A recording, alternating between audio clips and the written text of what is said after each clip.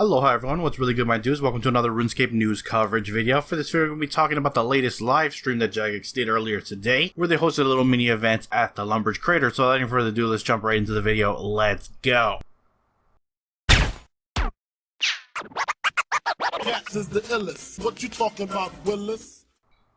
Alright guys, this live stream was meant to be a way to celebrate with the community at the Lumbridge Crater for the grand party and reminisce about, the past 20 years of RuneScape. So a couple of J-mods have gathered together and pretty much done just that, giving their stories about not only their most memorable or iconic moments that they've had as J-mods, but also as players and fans, which was pretty interesting in and of itself. But having said that, they did take a small opportunity here and there to discuss or hint at future things from 2021. So that's going to be the focal point of this video, so you don't got to sit there and watch the hour-long live stream just to get these small tidbits here and there. That said, let's start off with something a little bit more immediate. As I said in the last video and was illustrated in the news post yesterday, each week for this celebration at the Lumbridge Crater is going to be focused on a different aspect of RuneScape. Next week we are having a combat week, so a lot of people are going to be pretty excited about that. They hinted that there are going to be a bunch of buffs to PVM, so I imagine a lot of cool stuff with bossing, maybe free instances, I don't know, things like that. One thing they did hint at, or one thing they did kind of pretty much confirm, is there's going to be a boost to Slayer XP. I'm curious to see what else is going to be implemented, but I imagine you can pretty much guess because we've had things like this, winter weekends, etc. But yeah, just to reiterate, combat week is next week. If you didn't know, this week right now is quest week with a mini quest that gives you a decent amount of XP as well as gives you the anniversary cake. Speaking of quests, I want to move on now and talk about a quest series that revolves around 20-year anniversary or celebrates the 20-year anniversary in some form or fashion. What way, I don't know because they were very vague about it.